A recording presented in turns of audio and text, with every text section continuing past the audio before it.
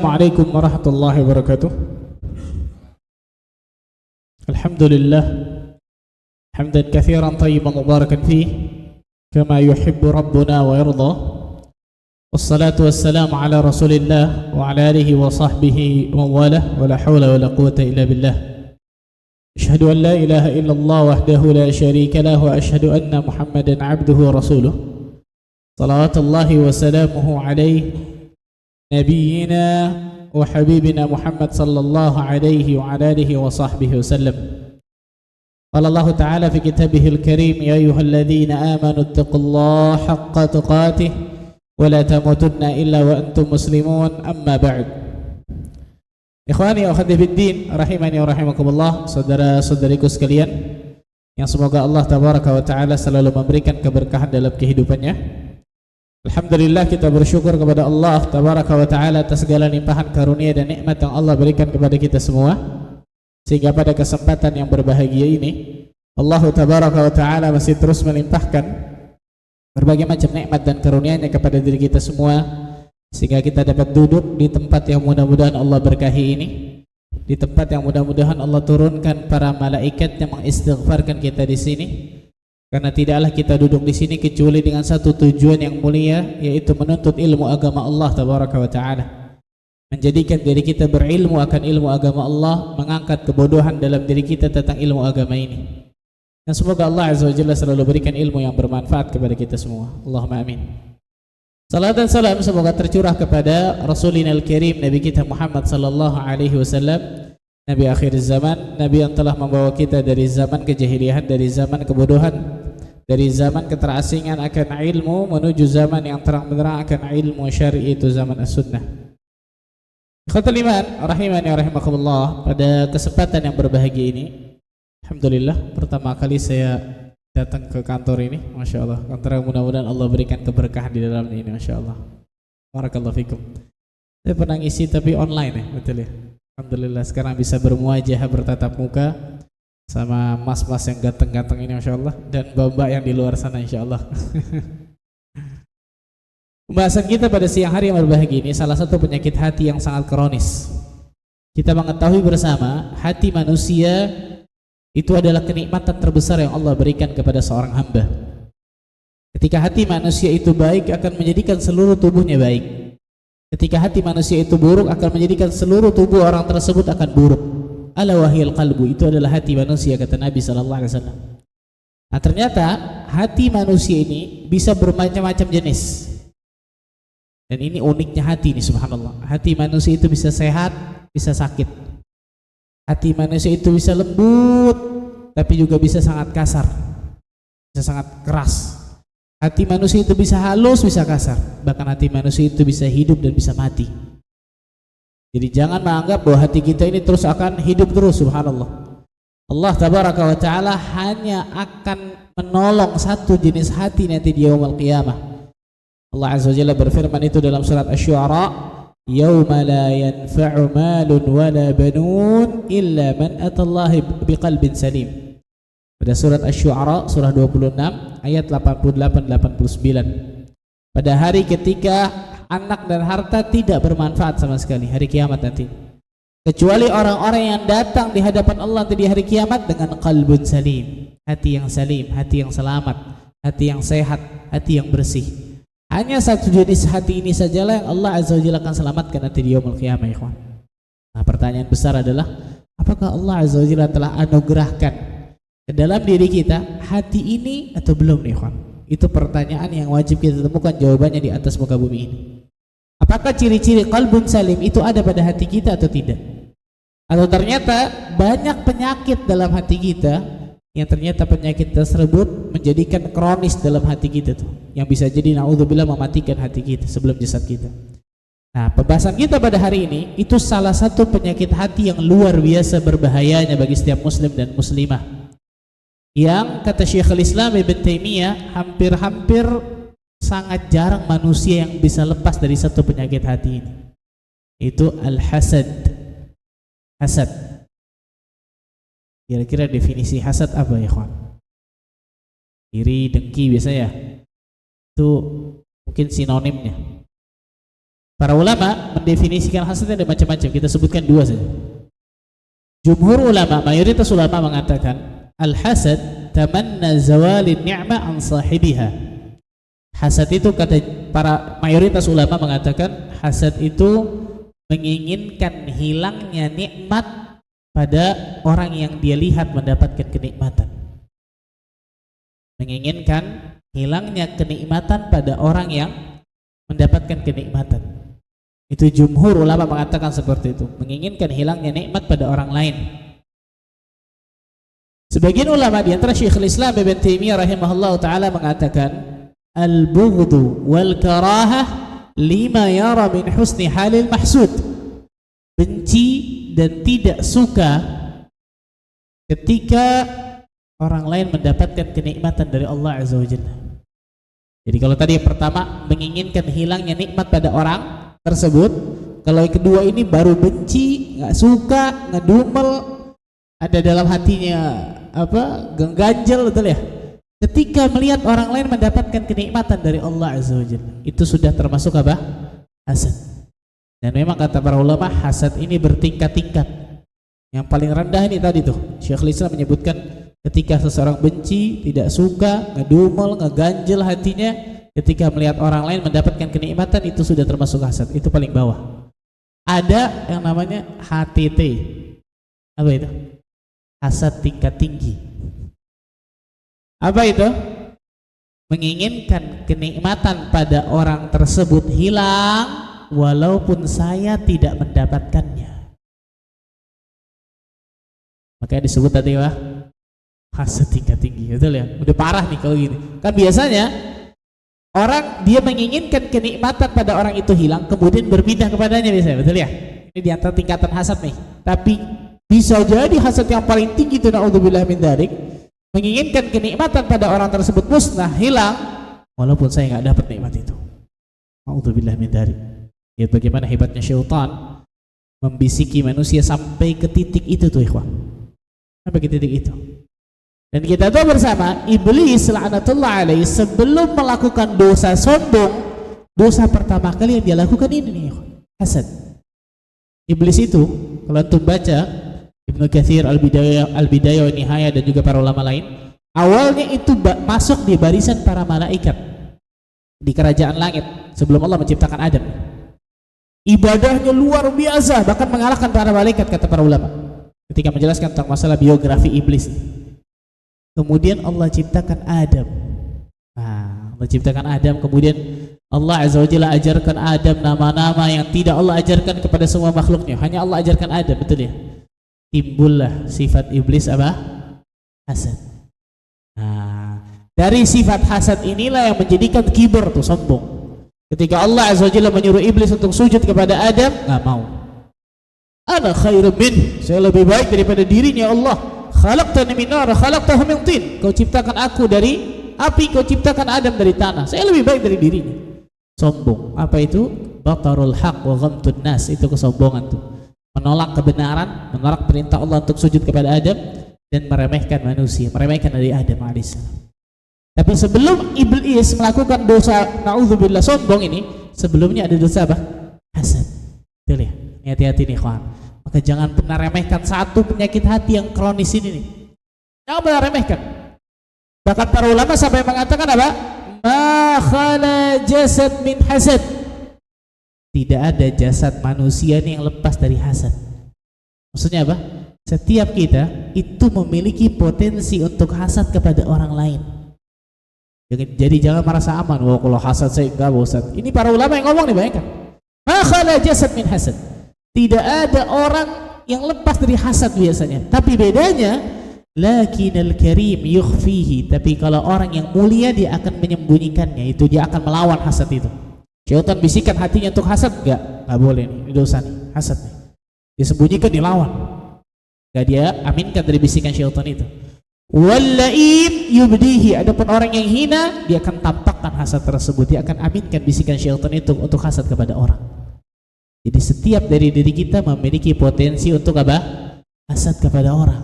Illa man rahimah rabbu, kecuali orang-orang yang Allah berikan rahmat kepadanya. Dan biasanya kata para ulama, Hasad ini biasanya dijumpai dari hal yang sejenis. Apa maksudnya? Dokter biasanya hasadnya sama siapa? Sama dokter juga. Orang yang ahli dunia, berbisnis, bisnismen, hasadnya sama siapa? Bisnismen juga.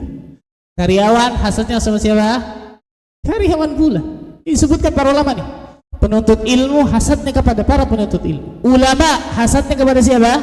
Ulama pula. Jadi jangan antum anggap ulama enggak ada hasadnya. Perhatikan berapa banyak Allah sebutkan dalam berapa banyak disebutkan dalam biografi para ulama. Perselisihan dua ulama sezaman. Makanya ada kaidah kalamul aqran yutwa wa la yurwa. Perselisihan ulama yang sezaman itu dibuang dan tidak diriwayatkan karena kebanyakan ini muncul dari sifat hasad. Jadi jangan untuk anggap ulama enggak ada hasadnya, subhanallah. Ada manusia, namanya ulama manusia, perhatikan nih. Jadi hasad ini biasanya muncul dijumpai di antara sesama sejenis yang sama nih. Sejenis, sederajat, satu tingkatan yang sama nih biasanya.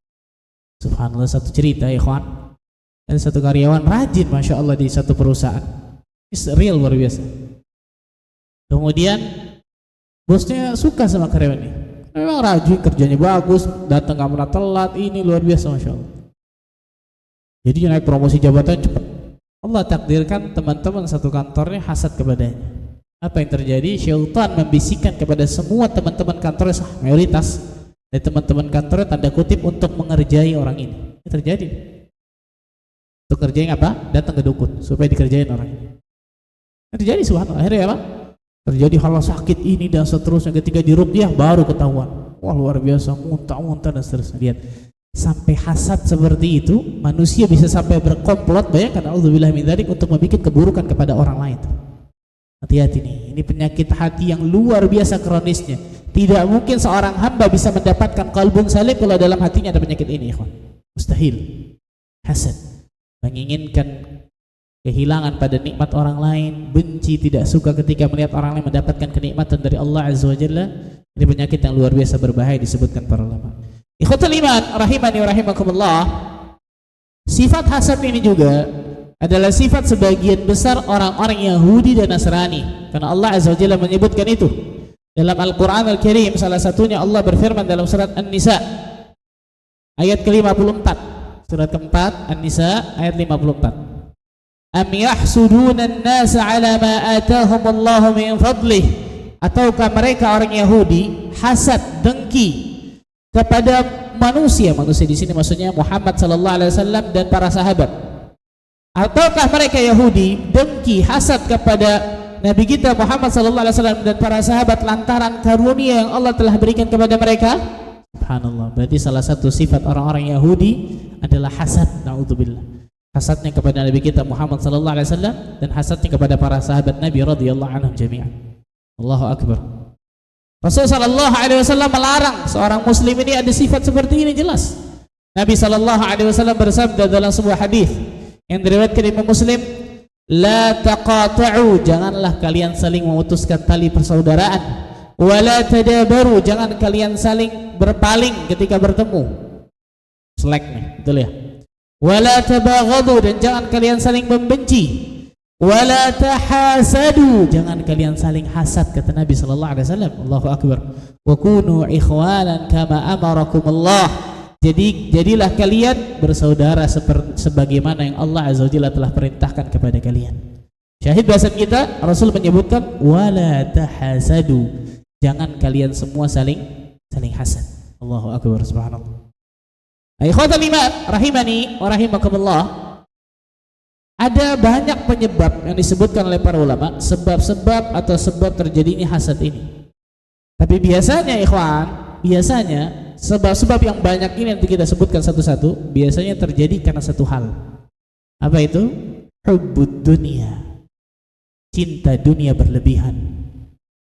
Ketika seseorang sudah cinta dunia berlebihan, di kepalanya, di hatinya, dunia, pokoknya tujuan utama saya dapatkan dunia, ambisi terbesar saya dunia, niat tertinggi saya dunia. Nah, biasa kacau nih. Segala sesuatu dihalalkan, yang penting dapatkan dunia.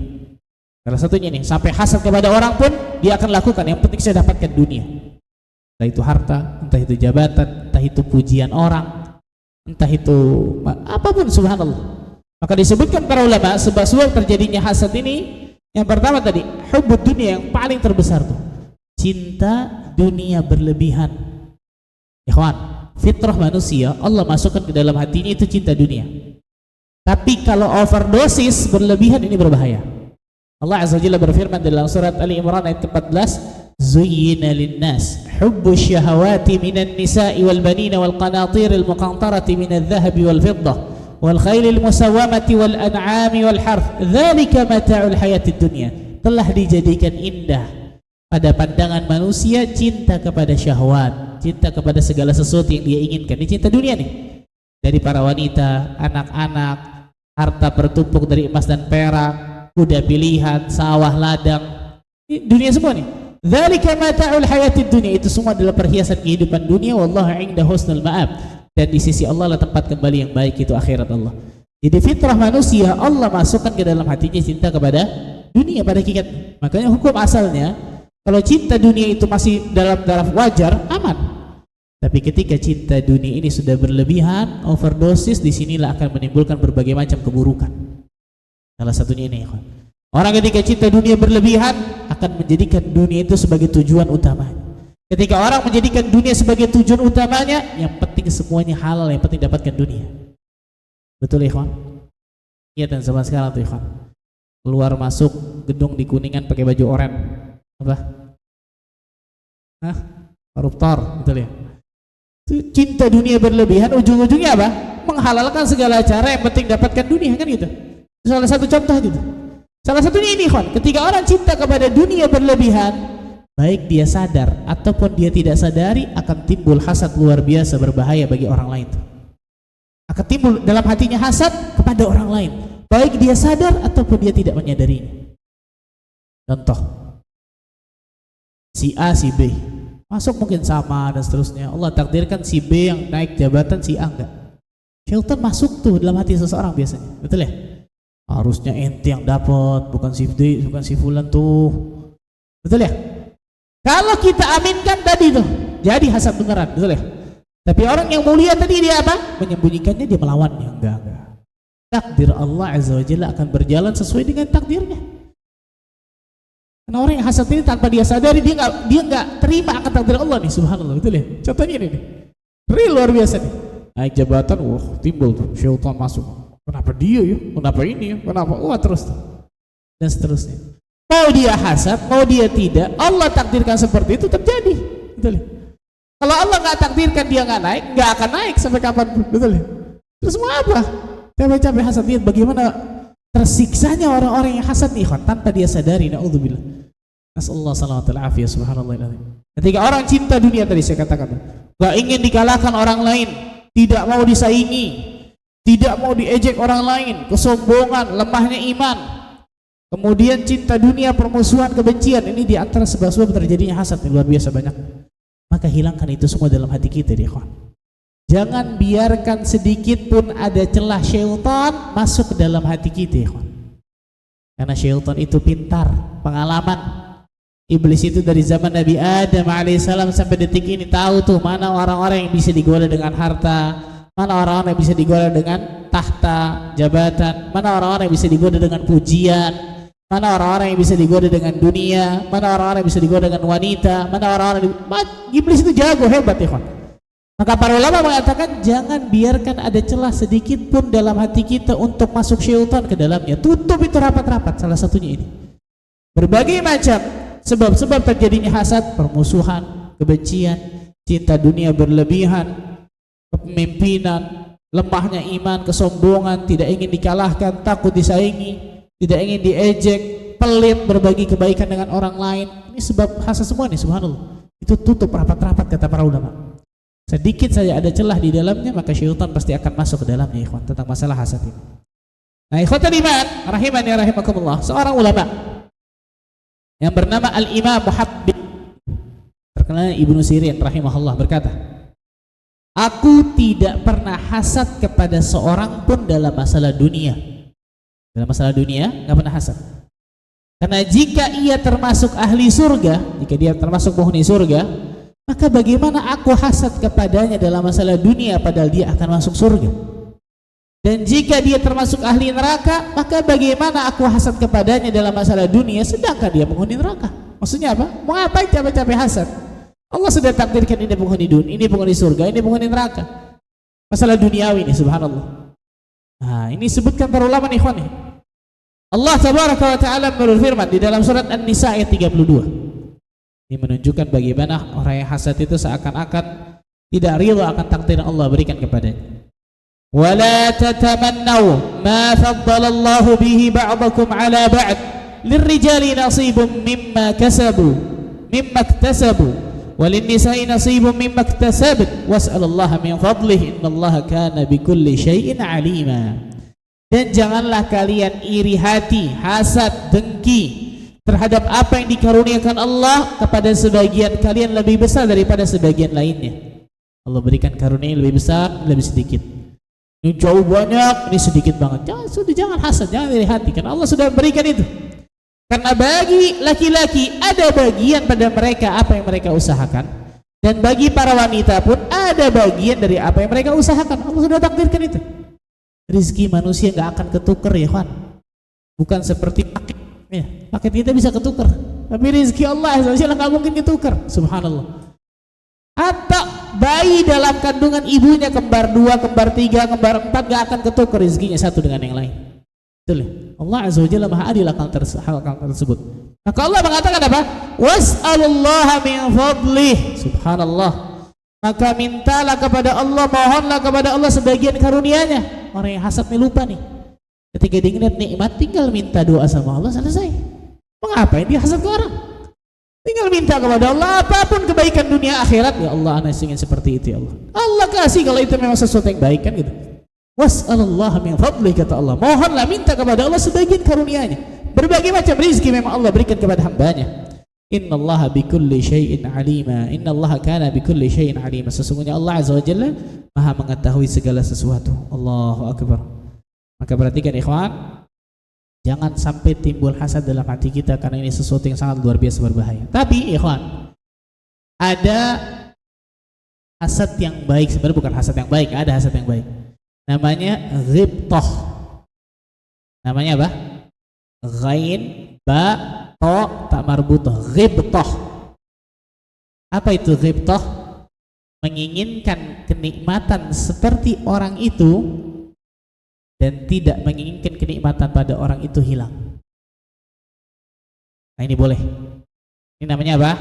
Ghibtah. Kalau tadi hasad kan menginginkan kenikmatan pada orang itu apa? Hilang. Mau berpindah ke dia, mau gak berpindah, pokoknya hilang. Ya betul ya. Atau tadi benci, gak suka, ngedumel, ngeganjil dalam hati ketika melihat nikmat pada orang lain. Betul ya. Nah, ini kalau ghibtah menginginkan kenikmatan pada orang tersebut, orang yang kita lihat, orang yang kita dengar, kenikmatan apapun. Kemudian menginginkan pula nikmat pada orang itu tetap ada, gak hilang. Bahkan mungkin kita doakan semoga Allah tambah juga nikmat pada orang itu. Ini boleh. Ini ghibtah. Tapi saya mau tanya, biasanya kita ghibtah yang seperti ini perkara dunia atau akhirat? Oh yang benar. Untuk melihat rumah bagus, wah, untuk melihat mobil bagus, betul? Betul ya? Ini apa biasanya? Ada ukhrawinya, ada bukan nggak ada, betul. Tapi kebanyakan yang mana? Dunia, betul. Sepatu bagus, masya Allah ya, keren juga. Jam mahal bagus juga, masya Allah ya. Biasanya itu loh, mobil macam-macam. Biasanya kita ghibtah ini urusan duniawi, bukan nggak boleh ya, bukan nggak boleh. Tapi nggak ada pahalanya ya kawan. Boleh aja, tapi nggak ada pahalanya, betul ya. Dan yang disyariatkan oleh Nabi Sallallahu Alaihi Wasallam, ghibtahnya itu masalah ukhrawi. Nabi Sallallahu Alaihi Wasallam bersabda, la hasada illa fitnatain. Tidak ada hasad kecuali pada dua orang. Maksud hasad dalam hadis ini ghibtah. Tidak ada ghibtah kecuali pada dua orang. Maksudnya dua orang inilah yang kita dianjurkan atau diperintahkan untuk ghibtah kepada dua orang ini. Bukan cuma boleh loh, diperintahkan, dianjurkan untuk ghibtah kepada dua orang ini. Siapa itu? Yang pertama kata Nabi Sallallahu Alaihi Wasallam, rajulun atahu Allahu malan fasullit ala halakatihi fil haqq. Seseorang yang Allah berikan harta, koma, yang titik nih, kita bisa titik nih, harta doang betul ya. Seseorang yang Allah berikan harta, kemudian dia gunakan hartanya di jalan Allah Azza wa Jalla. Allahu Akbar. Kita diperintahkan, dianjurkan untuk ghibtah seperti orang seperti ini. Ketika ngelihat orang punya harta luar biasa banyak, dia bangun masjid, dia bangun ma'had, mungkin dia santuni fakir miskin, janda-janda, anak yatim, dia bantu orang, dia sokong dakwah. Hartanya benar-benar bermanfaat bagi dirinya dan orang lain. Nabi SAW menyebutkan khairun nas anfa'uhum linnas. Sebaik-baik manusia yang paling memberikan manfaat bagi manusia yang lain. Jadi bukan cuma ngelihat orang, oh kaya ya, kepengen ya, boleh aja, tapi nggak ada pahalanya. Tapi kalau melihat orang kaya kemudian kekayaannya digunakan di jalan Allah, baru kita diperintahkan, ya Allah, kalau anda punya harta seperti si fulan, ya Allah, insya Allah anda akan lakukan seperti yang si fulan lakukan. Kita dapat pahala yang sama seperti orang itu tuh, ikhwan. Nah, itu ghibtah namanya, dan itu bagus, masya Allah. Orang yang kedua, rajulun atahu Allahul hikmah fahuwa yaqdi biha wa yu'allimuha. Seseorang yang Allah berikan hikmah. Apa itu hikmah? Ilmu. Terutama terkhusus dalam hadis ini ilmu agama. Dia amalkan, dia pergunakan ilmu agamanya, dan juga dia ajarkan kepada manusia ilmu agamanya tersebut. Allahu Akbar. Pada hakikatnya semua ilmu yang bermanfaat, kemudian ketika ilmu tersebut diajarkan kepada orang, memberikan manfaat bagi orang, akan dapat pahala, jelas. Tapi yang paling tertinggi jelas ilmu apa? Ilmu agama Allah Azza wa Jalla. Karena dengan ilmu agama tersebut seseorang bisa dapatkan surga Allah, terhindar dari neraka Allah. Dan itu kebahagiaan hakiki, kenikmatan hakiki. Kita dianjurkan untuk ghibtah kepada orang seperti ini. Siapa ini? Al-ulama. Para ulama, warathatul anbiya, pewarisnya para nabi. Coba untuk bayangkan, ikhwan. Sampai detik ini nih, kita akan sering baca dalam hadis, contoh ya, an Abi Hurairah radhiyallahu anhu. Dari Abu Hurairah, semoga Allah meridainya. Abu Hurairah sudah meninggal, ikhwan, 1400 tahun yang lalu nih. Abu Hurairah sudah apa? Meninggal. Tapi manfaatnya, pahalanya masih ngalir ke Abu Hurairah sampai sekarang. Betul ya? Dari mana itu? Dari ilmu Abu Hurairah yang dia berilmu, diamalkan, diajarkan kepada manusia. Contohnya menyampaikan hadis. Sampai hari kiamat bahkan, ikhwan, akan dapatkan pahala terus tuh. Betul ya? Nabi SAW menyebutkan idza mata ibnu Adam inqata lahu amaluhu illa min thalath. Apabila anak Adam itu meninggal, akan terputus semua amalannya kecuali 3. Salah satunya apa? Aw ilmun yuntafa'u bihi. Ilmu yang dia bermanfaat, itu ilmu yang dia ajarkan, ilmu yang bermanfaat, terutama ilmu agama Allah Azza wa Jalla. Nah, orang yang kedua ini kita dianjurkan, diperintahkan untuk ghibtah kepada orang ini. Melihat orang yang berilmu, masya Allah, nikmat ya, diajarkan ilmunya luar biasa kepada orang, orang bisa mendapatkan manfaat. Ada satu orang, kita bisa lihat nanti setelah ini di YouTube, Syekh Abdurrahman Al-Sumaid. Ini motivasi bagi diri kita semua nih, kawan. Syekh Abdurrahman Al-Sumaid. Dia seorang dokter pada hakikatnya, tapi dia berilmu akan ilmu agama. Pada tahun 94 atau kapan saya lupa, subhanallah, ketika dia sedang belajar kedokteran di Liverpool, karena beliau aslinya orang Kuwait, kemudian belajar kedokterannya salah satunya di Inggris. Dia mendengar musuh-musuh Islam itu akan menjadikan benua Afrika semuanya itu menjadi kafir. Tahun tersebut dia pulang ke negaranya, dia mengemasi barang-barangnya semua, dia bawa hartanya, dia tinggal ke benua Afrika, dia berdakwah di Afrika. Antum tahu berapa orang yang Allah takdirkan dari tangannya masuk ke dalam Islam? 11 juta orang. Berapa orang kita Islamkan hari ini, kan? 1, 2, 3, 11 juta orang yang Allah berikan hidayah manusia untuk masuk ke dalam Islam lewat dakwahnya, lewat tangannya. Kemudian membangun 3 universitas besar luar biasa di Tanzania, di Mali, di anak-anak kaum muslimin semuanya apa? Kuliah di sana. Sampai detik ini ada tuh universitasnya. Membangun ribuan masjid dan ribuan ma'had tahfidzul Quran di benua Afrika seluruhnya nih, kawan. Membangun ribuan sumur-sumur bor di negara Afrika. Coba tuh bayangkan, dapat penghargaan Malik Faisal karena berjasa luar biasa kepada Islam. Berapa banyak orang yang kenal Syekh Abdurrahman Al-Sumaid? Gak ada yang kenal mungkin, betul ya? Ini orang yang mungkin ada kita, seorang dokter, aslinya dia dokter, tapi belajar ilmu agama, dia dakwah, masya Allah. Orang besar itu lahir bukan untuk dirinya sendiri, kawan, tapi orang besar itu lahir untuk dirinya dan terutama orang lain. Nabi kita Muhammad SAW berdakwah siang malam 13 tahun di Mekah, luar biasa, dicemooh, ingin dibunuh, diintimidasi, luar biasa, nggak berhenti Nabi SAW. Bayangkan, diperangi, perang Badar, perang Uhud, perang Khandaq, nggak berhenti dakwahkan sampai detik ini ke tanah air kita. Masya Allah ya kawan. Kalau Rasul SAW malas dalam dakwah sehari aja, kira-kira nyampe ke sini, nggak mungkin, betul ya? Subhanallah. Itu orang yang dibolehkan, bahkan dianjurkan kita ghibtah untuk dua orang tersebut. Dua-duanya adalah orang-orang yang bermanfaat bagi manusia. Namanya ghibtah, bukan hasad. Kita balik lagi ikhwan kepada penyakit hati ini, ikhwan. Hasad, al-hasad. Ikhwatul iman, rahimani wa rahimakumullah. Ketika orang ada penyakit hasad pada hatinya, tanpa dia sadari, dia akan memberikan keburukan pada dirinya dan juga orang lain. Salah satu keburukan dari orang lain yang akan timbul dari penyakit hasadnya adalah penyakit ain. Mungkin di Indonesia ini gak familiar ya kan, berbeda seperti negeri Arab. Kalau antum di negeri Arab ya kan, kalau antum melihat gedung yang tinggi, betul ya, atau mungkin mobil yang bagus, biasanya ada tulisan Masya Allah la quwata illa billah, betul? Itu sebenarnya menurut keyakinan mereka itu bisa menangkal ain, walaupun enggak sebenarnya. Kalau ditempel-tempel begitu doang sih enggak. Itu maksudnya mengingatkan manusia supaya tidak terlalu takjub ketika melihat sesuatu yang menakjubkan bagi dirinya. Nah, al-ain, Nabi SAW menyebutkan dalam sebuah hadis yang sahih, al-ainu haq, ain itu benar adanya. Walau kana syai'un sabaqal qadar sabaqathu al-ain, andaikan ada sesuatu yang dapat mendahului takdir, maka ain akan mendahuluinya. Wa idza stughsiltum faghsilu, dan apabila kalian diminta untuk mandi, maka mandilah. Apa itu ain? Para ulama mengatakan, Ibnu Hajar al-Asqalani mengatakan, wal ain nazaru bistihsan masyub bihasadin minal khabithit tab'.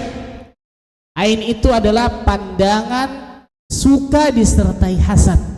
Nah, saya katakan ketika orang melihat kenikmatan pada orang lain, dia kan suka akan kenikmatan orang itu, betul ya? Tapi itu disertai dengan apa? Hasad, hati yang enggak bagus. Ada hasad dalam hati orang tersebut, kemudian menginginkan kenikmatan itu namanya al-ain. Jadi pandangan suka disertai dengan hasad yang berasal dari kejelekan tabiatnya. A'udzubillahi min dzalik, berasal dari kejelekan tabiat yang dapat menyebabkan orang yang dipandang itu tertimpa suatu bahaya. A'udzubillahi min dzalik. Perhatikan ikhwan. Maka Nabi SAW menyebutkan apa? Al-ainu haq, ain itu benar adanya. Orang biasanya bilang mata panas gitu. Apa yang panas, subhanallah? Penyakit mata, terkena mata, kita pandang seseorang keluar dari hati yang hasad, hati yang buruk, tabiat yang buruk, kemudian kita ngelihat orang tersebut menginginkan kenikmatan pada orang itu hilang, hati-hati, orang tersebut bisa sakit. Bahkan orang tersebut a'udzubillahi min dzalik bisa apa? Bisa mati, bisa meninggal.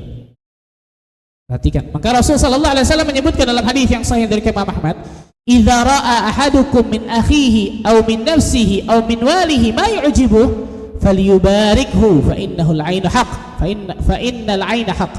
Apabila seseorang di antara kalian melihat saudaranya atau melihat diri saudaranya atau melihat harta yang menakjubkan, dia takjub nih, maka hendaklah dia mendoakan keberkahan untuk saudaranya tersebut. Jadi jangan hasad, tapi apa? Doakan keberkahan. Barakallahu fiik, Allahumma barik. Sebagian ulama masih membolehkan Masya Allah, tabarakallah, Masya Allah, la quwata illa billah. Kalau dia melihat sesuatu yang menakjubkan bagi saudaranya, sesuatu yang memang, wah Masya Allah ya, luar biasa ya, Allahumma barik ya, jangan kemudian apa? Hasad. Kenapa? Fa innal 'aina haq, karena sesungguhnya penyakit ain itu benar-benar ada, kata Nabi SAW. Nah, dari penyakit apa? Dari hati yang buruk. Dalam sebuah hadis disebutkan dari Abu Umamah Sahal bin Hunayf, seorang sahabat namanya Sahal bin Hunayf. Sahal bin Hunayf ini ikhwan, Allah takdirkan punya badan bagus dan kulit yang luar biasa mulus tanpa perawatan. Kalau kita perawatan gitu. Disebutkan dalam riwayat Amir bin Rabi'ah itu tidak sengaja pada saat itu ketika sedang mandi, itu mandi mungkin di sebuah kali, mungkin kalau bahasa kita sekarang ya. Amir bin Rabi'ah ini melewati Sahal bin Hunayf. Ketika Sahal bin Hunayf lagi mandi tersebut buka baju, maka Amir mengatakan, aku tidak pernah melihat seperti hari ini kulit yang lebih mirip keindahannya seperti kulit wanita yang dipingit. Jadi kulit dari apa? Sahal bin Hunayf ini bagus banget, luar biasa. Dia takjub. Subhanallah, perhatikan ikhwan. Sahabat aslinya hatinya bersih jelas. Tapi karena takjubnya, Amir bin Rabi'ah mengatakan, aku nggak pernah melihat sama sekali kulit sebagus ini, luar biasa nih. Seperti wanita yang dipingit. Detik itu pula Sahal bin Hunayf jatuh. Lumpuh, syalal disebutkan. Detik itu pula, maka Sahal bin Hunayf terjatuh. Dilaporkanlah ini kepada Nabi SAW. Ya Rasulullah, tadi seperti ini. Siapa yang kalian curigai menyebabkan hal ini? Nabi bertanya nih, siapa yang kau curigai? Kalian curigai? Kayaknya tadi Amir bin Rabi'ah ya Rasulullah. Tadi dia memuji-muji kulit dari Sahal bin Hunayf begini, seterusnya. Panggil dia. Ya Amir, kenapa salah seorang di antara kalian ingin membunuh saudaranya? Bayangkan, ingin membunuh, bahasanya ingin membunuh saudaranya. Seharusnya apabila seorang dari kalian melihat sesuatu yang diri saudaranya menakjubkan, maka hendaklah dia mendoakan keberkahan untuknya. Jadi para ulama mengatakan qad yakun, terkadang walaupun hati seseorang itu bersih, nggak ada hasadnya, tapi karena menakjubkan bisa jadi kena ain orang tersebut. Jadi karena dua hal nih, bisa jadi karena hasad, betul ya, kita hasad kepada orang, naudzubillah, kita melihat pandangan yang luar biasa, akhirnya menjadikan sesuatu madaratan bagi orang tersebut. Atau yang kedua, karena takjub berlebihan dan kemudian tidak memuji Allah, tidak mendoakan keberkahan, menjadikan orang tersebut terkena apa? Ain. Jatuh, bayangkan, subhanallah. Maka Nabi SAW memerintahkan Amir untuk apa? Berwudu, kemudian mencuci wajahnya, tangannya sampai sikut, lutut, dan seterusnya. Bakal mandi, kemudian bekas dari wudunya tersebut disiramkan ke Sahal bin Hunayf. Detik itu pula Sahal bin Hunayf Allah berikan kesembuhan. Makanya Rasul menyebutkan al-ainu haq. Ain itu adalah hak, luar biasa, benar adanya, subhanallah. Tapi yang saya katakan tadi, penyakit ain ini bukan jadi momok menakutkan di negara kita biasanya. Orang jarang tahu biasanya kita ini. Beda di negeri Arab. Kalau negeri Arab itu biasanya contoh, kita bawa anak kecil. Biasanya anak kecil kan lucu, betul ya? Nah, lucu banget ini. Jangan lupa nih, subhanallah, berapa banyak orang seperti itu, esok itu anak sakit ternyata, subhanallah. Bisa jadi itu apa? Ain. Bisa jadi dia nggak ada hasad untuk apa? Kepada anak tadi, tapi takjub berlebihan tanpa mendoakan keberkahan. Takjub berlebihan dan kemudian tidak memuji Allah tabaraka wa ta'ala. Makanya ketika kita takjub, maka pujilah Allah, masya Allah, tabarakallah, masya Allah, la quwwata illa billah. Atau yang paling terbaik mendoakan keberkahan, barakallahu fiik, Allahumma barik alaik, Allahumma barik, dan seterusnya, agar tidak terkena apa? Ain tentang masalah tersebut. Apalagi dalam hati orang tersebut terdapat apa? Hasad. Ini lebih parah lagi, naudzubillah. Ikhwatal iman rahimani wa rahimakumullah, Rasul sallallahu alaihi wasallam bersabda, la ruqyata illa min ainin aw hummah. Tidak ada ruqyah yang lebih bermanfaat kecuali pada penyakit ain dan penyakit yang diakibatkan oleh binatang berbisa, sengatan binatang berbisa. Jadi salah satu hebatnya Al-Qur'an itu syifa, penyembuh, bukan cuma obat. Kalau obat, antum sakit minum obat belum tentu sembuh. Itu dawa dalam bahasa Arab, obat. Tapi kalau syifa itu penyembuh atau penawar. Betul ya? Jadi kalau kita makan sesuatu pasti sembuh, itu syifa namanya, kan gitu. Al-Qur'anul Karim itu syifa, penyembuh, penawar bagi hati manusia dan juga jasmani manusia. Salah satunya ini penyakit apa? Penyakit ain dan juga penyakit sengatan binatang berbisa. Karena dalam hadis Muslim disebutkan seperti itu. Nabi SAW pernah mendoakan dua cucunya, Al-Hasan wal Husain. U'idhukuma bi kalimatillahi tammati min kulli syaitani wa hamahu min kulli ainin lamah. U'idhukuma, mendoakan kalau dua, kuma, kalau sendiri u'idhuka, kalau banyak u'idhukum. Aku meminta perlindungan kepada Allah Azza wa Jalla dari kalian berdua, dari kalimat-kalimat Allah yang maha sempurna, dari syaitan, dari binatang berbisa, dan dari mata yang dengki. U'idzuka bi kalimatillahi tammati min kulli syaitani wa hamahu wa min kulli ainin lamah, dan dari ain, mata yang dengki, mata yang buruk, naudzubillah. Dan dari hadis-hadis ini menunjukkan bagaimana bahaya tentang masalah apa? Hasad ini, ikhwan. Nah, pertanyaannya adalah dua nih. Bagaimana cara menghadapi dampak buruk orang hasad kepada kita? Yang kedua, bagaimana agar diri kita tidak hasad kepada orang, kan gitu ya? Dua-duanya nih, subhanallah. Para ulama menyebutkan secara singkat, kalau panjang lebar bisa sampai maghrib kita di sini, insyaallah. Secara singkat, cara menghadapi dampak jelek orang yang hasad kepada kita, karena kan kita nggak tahu nih. Orang bisa jadi depan kita bagus, masya Allah, betul ya, subhanallah. Ternyata hasad, naudzubillah min dzalik. Yang pertama jelas bertawakal kepada Allah. Bertawakal kepada Allah tabaraka wa taala. Wa may yatawakkal 'ala Allah fahuwa hasbuh. Barang siapa yang bertawakal kepada Allah, maka Allah azza wa jalla akan mencukupi dirinya. Tawakal kepada Rabbul Alamin. Yang kedua, bertakwa kepada Allah azza wa jalla. Allah azza wa jalla mengatakan, wa may yattaqillaha yaj'al lahu makhraja wa yarzuqhu min haitsu la yahtasib. Barang siapa yang bertakwa kepada Allah, maka Allah azza wa jalla akan berikan jalan keluar dari segala permasalahan hidupnya, dan Allah akan berikan rezeki kepadanya dari arah yang tidak disangka-sangka. Orang yang bertakwa kepada Allah, la yadhurrukum kaiduhum syai'a. Makar mereka tuh, makar keburukan orang mereka itu enggak akan pernah berpengaruh bagi orang yang bertakwa kepada Allah azza wa jalla. Yang kedua, bertakwa kepada Allah. Yang ketiga, bentengi diri kita dengan doa dan zikir, terutama zikir pagi dan zikir petang. Ini jangan lepas nih ikhwan, subhanallah. La ilaha illallah wahdahu la syarika la lahul mulku wa lahul hamdu wa ala kulli syai'in qadir. Ketika pagi dan petang boleh 10 kali, boleh 100 kali, paling terbaik 100 kali kan gitu. Atau zikir yang lain, bismillahilladzi la yadurru ma'asmi syai'un fil ardi wa la fis sama wa huwas samiul alim. A'udzu bikalimatillahi tammati min kulli a'udzu bikalimatillahi tammati min kulli syaitani wa hamah min kulli 'ainin lamah, dan seterusnya. A'udzu bikalimatillahi tammati min kulli ma min syarri ma khalaq, dan seterusnya. Zikir pagi dan petang ini paling besar, ikhwan. Ibnu Qayyim menyebutkan zikir pagi petang itu seperti baju besi. Yang semakin kita baca, semakin kita memahami makna zikir pagi petang tersebut, semakin baju besi itu tebal. Maka ketika ada panah, bukan hanya kemudian bisa menjatuhkan, tapi bisa mengembalikan. Makanya orang dukun, naudzubillah, ketika mau menyihir orang, ini terjadi, kan, betul, subhanallah. Dia nggak sembarangan menyihir orang yang tersebut. Dia lihat-lihat kalau orang tersebut orang yang bertakwa, nggak pernah ninggalin zikir, nggak akan berani dia. Kenapa? Karena itu akan bisa kembali kepada dirinya, kata para ulama. Seperti apa? Seperti baju besi yang sangat tebal. Ketika dia semakin sering, gak pernah tinggalkan, dia fahami zikir pagi petang tersebut, dia amalkan dalam kehidupannya, maka zikir itu bukan hanya bisa menjatuhkan anak panah, bahkan bisa mengembalikan anak panah itu. Itu diantara apa? Istimewa zikir pagi petang, masya Allah. Dan zikir-zikir yang lain, la haula wa la quwata illa billah, subhanallah walhamdulillah wa la ilaha illallah akbar. Makanya coba perhatikan, ikhwan. Dari kita bangun tidur sampai tidur lagi, ada doa dan zikir yang diajarkan Nabi SAW. Betul ya? Selalu ada doa dan zikir yang diajarkan Nabi. Untuk apa itu? Yang pertama jelas agar hati kita selalu terpaut kepada Allah, bahwa kita nggak bisa berbuat apa-apa kecuali itu atas bantuan Allah. Yang kedua, minta pertolongan kepada Allah. Yang ketiga, minta keberkahan dari Allah. Yang keempat, berlindung dari keburukan syaitan, keburukan orang-orang yang hasad dan seterusnya. Ini zikir dan doa jangan pernah putus, kata para ulama.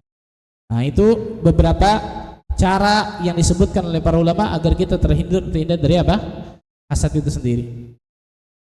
Kemudian ikhwatul iman rahimani rahimakumullah, sekarang pertanyaan, kalau kita, nah ini penyakit nih, betul ya? Kalau kita ternyata dibisikkan oleh syaitan agar hasad kepada orang, apa saja yang bisa kita lakukan? Yang pertama, kata para ulama, mengetahui bahwa penyakit hasad ini penyakit yang kronis, bahaya luar biasa.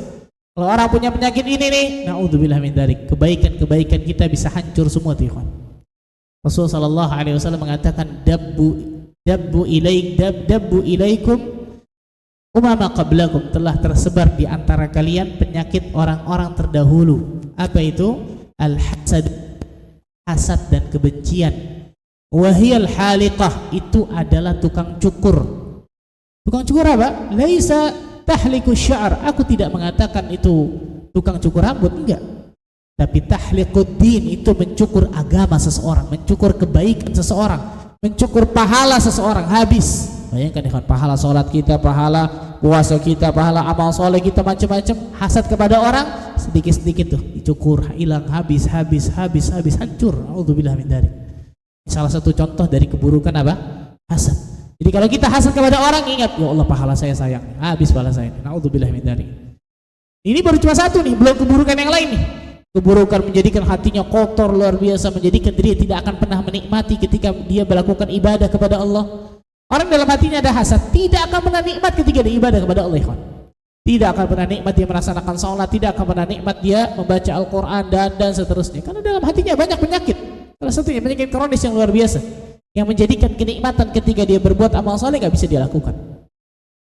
Kemudian yang kedua kata para ulama, obat hasad yang kedua kata para ulama adalah ilmu, memperdalam ilmu syar'i. Jelas ya ikhwan. Segala penyakit berbagai macam itu obat yang paling mujarab tidak lain tidak bukan ilmu. Maka jangan pernah malas, jangan pernah bosan kita untuk nuntut ilmu agama Allah Azza wa Jalla. Ilmu agama Allah itu luar biasa subhanallah, baik itu secara global ataupun secara terperinci. Yang ketiga, meyakini tentang takdir Allah. Mau kita hasad ke orang, mau kita nggak hasad ke orang, Allah takdirkan kita nggak dapat, tidak akan dapat sampai hari kiamat. Betul ya? Ini terus mau ngapain kita hasad ke orang? Atau tadi tuh, mau ngapain capek-capek saya hasad ke orang? Saya tinggal minta kepada Allah, selesai. Allah mengatakan ud'uuni astajib lakum, berdoalah kepadaku, mintalah kepadaku, mohon kepadaku, aku akan ijabah doa kalian, selesai. Kalau doa kepada Allah, minta kepada Allah Azza wa Jalla, maka Allah akan berikan berbagai macam kenikmatan kepada dirinya yang dia minta tersebut. Terus mau apa capek-capek hasad ke orang ya? Apa subhanallah? Mempertebal keimanan dan rasa yakin terhadap takdir Allah tabaraka wa taala. Kemudian, nah ini bagus nih ikhwan. Mendoakan orang yang kita hasadi. Mendoakan kebaikan ini, jadi orang keburukan, auzubillah nih. Doakan kebaikan insyaallah nih.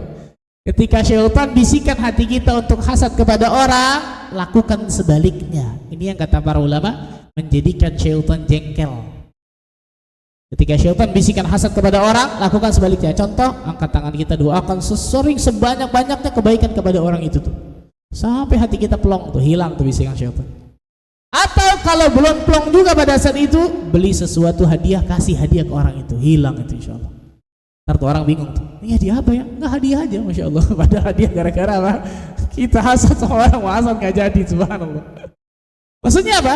Melakukan yang syaitan bisikan kepada diri kita, tapi melakukan sebaliknya.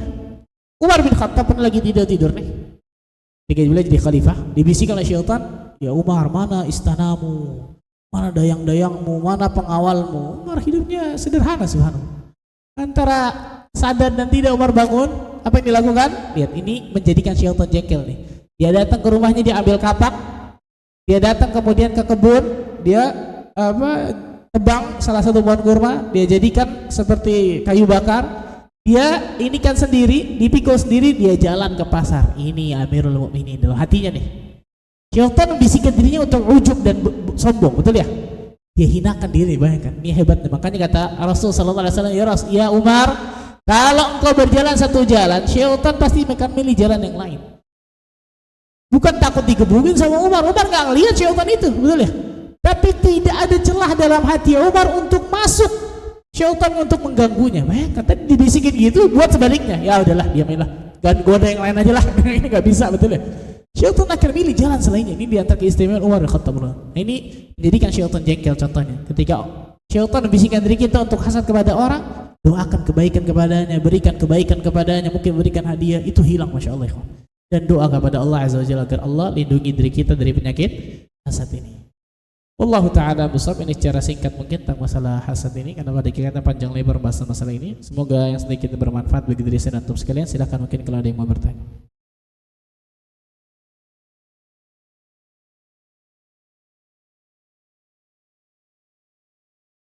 Selanjutnya yaitu diskusi tanya jawab.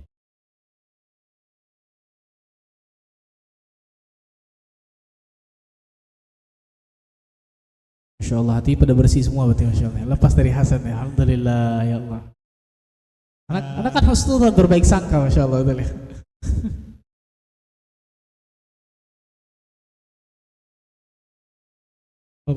Apakah hasad ada?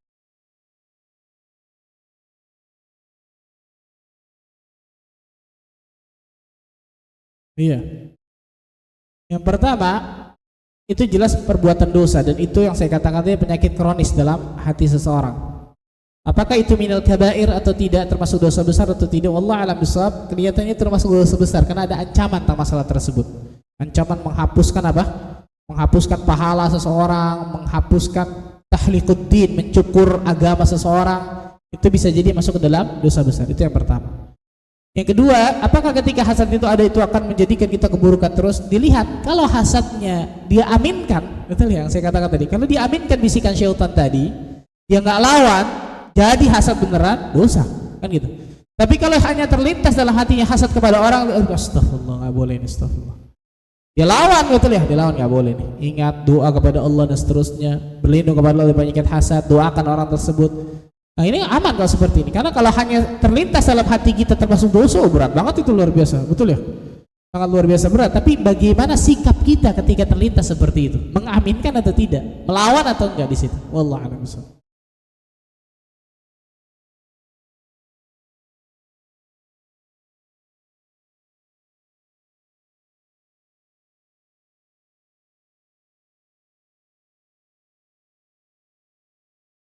Yang wajar untuk berkembang.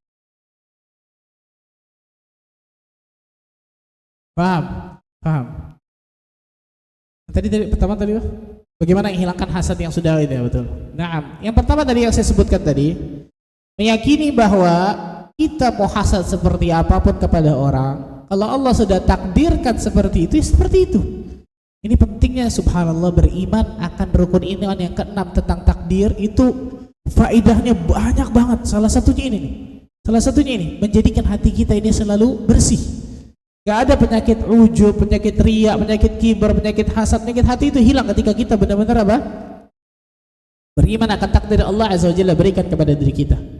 Kemudian tadi minta pertolongan kepada Allah Azza wa Jalla agar Allah Azza wa Jalla hilangkan hasad tersebut. Lakukan sebaliknya yang syaitan bisikan, doakan orang tersebut yang kita hasati, bahkan mungkin berikan hadiah, berikan kebaikan kepadanya. Dan itu bisa jadi apa? Step by step. Karena mungkin dia penyakit hasadnya sudah lama, betul ya? Gak bisa hilang seperti membalikan telapak tangan. Harus ada perjuangan, betul ya? Harus ada perjuangan sedikit-sedikit, minta pertolongan kepada Allah, berusaha dengan semaksimal mungkin. Tapi yakinlah ikhwan, orang yang jujur kepada Allah, ingin membersihkan hatinya dari berbagai macam penyakit hati, Allah pasti akan berikan itu pertolongan. Gak mungkin gak. Tapi dia jujur apa enggak? Subhanallah. Jujur itu keselarasan antara hati, lisan dan amalan. Karena banyak ternyata kita gak jujur. Lisan kita mengatakan apa, perbuatan ternyata nggak seperti itu. Ini nggak jujur, subhanallah, kata para ulama. Kemudian yang kedua, cara bedakan betul. Keinginan yang saya katakan tadi, keinginan ghibthah, boleh nggak? Boleh, betul ya. Menginginkan seperti nikmatan, masya Allah, rumahnya bagus ya, bisa maju ke dalam, maju ke belakang, boleh. Kita boleh inginkan itu, doa kepada Allah, ya Allah, seperti itu. Atau tadi perusahaannya, masya Allah, saya ingin perusahaan seperti itu maju tuh sehingga saya bisa memberikan manfaat kepada orang lebih banyak. Boleh, nggak ada masalah. Tapi yang buruk adalah ketika ada keburukan dalam hati kita nih, ngedumel, ngeganjel, nggak suka, benci. Ketika melihat orang lain mendapatkan nikmat, itu hasad. Jadi sangat beda jauh tentang masalah tadi menginginkan sesuatu jadi lebih bagus nih, betul ya? Menginginkan seperti orang itu, menginginkan jadi motivasi seperti itu, boleh. Selama itu sesuatu yang memang ghibthah, nggak bahaya, boleh. Tapi yang namanya hasad tadi, makanya penting definisi masalah tersebut. Menginginkan hilangnya nikmat pada orang tersebut, enggak, itu hasad namanya. Benci, ngedumel, itu hasad. Tapi kalau menginginkan tadi agar berkembang lebih baik, melihat itu menjadi standar apa? Standar ukuran agar bisa seperti itu, silahkan, gak ada masalah. Tanpa dibarengi dengan hasad. Tanpa dibarengi dengan hasad tadi, ghibthah. Wallahu a'lam bishawab.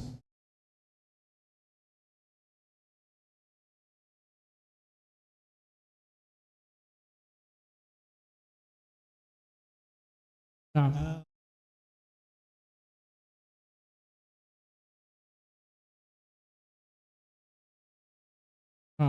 Ini repot nih.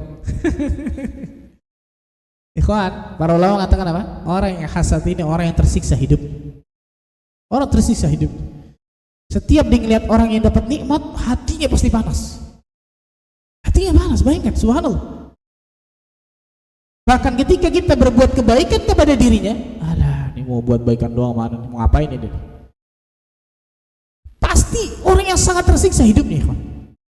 Maka kata para ulama, yang paling terbaik bagi orang seperti ini mendiamkan diri dengan tersiksanya tersebut. Yang kedua, doakan agar Allah berikan hidayah kepadanya. Yang ketiga, kalau kita bisa, berikan kebaikan. Kalau memang kita tahu nih, ini orang hasad sama saya, ini subhanallah. Berikan kebaikan, berikan hadiah kepadanya mungkin, berikan ini. Walaupun yang ketiga ini belum tentu mujarab nih.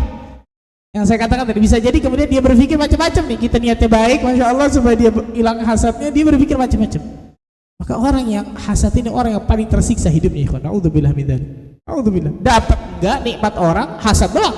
Betul ya? Dosa iya. Bagaimana enggak tersiksa tuh, naudzubillah min dzalik. Maka doakan, semoga Allah berikan hidayah kepadanya, semoga Allah lembutkan hatinya, semoga Allah hilangkan dari penyakit hasad tersebut. Kalau kita bisa, kemudian kita berikan hadiah dan seterusnya. Semoga diri kita terjauh dari penyakit hasad dan penyakit hati lainnya, ikhwan. Itu mungkin yang saya bisa sampaikan. Semoga Allah tabaraka wa taala jadikan diri kita termasuk golongan hamba-hamba Allah yang Allah berikan hidayah taufik untuk meniti siratal mustaqim sampai nantinya Allah azza wajalla wafatkan dari kita semua dalam keadaan husnul khatimah. Sebagaimana Allah kumpulkan kita di tempat ini, semoga Allah bisa kumpulkan kita nanti di surga Firdaus tanpa hisab dan tanpa adab. Allahumma amin rabbal alamin. Subhanakallah bihamdika, asyhadu an la ilaha illa anta astaghfiruka wa atubu ilaik. Wassalamu alaikum warahmatullahi wabarakatuh.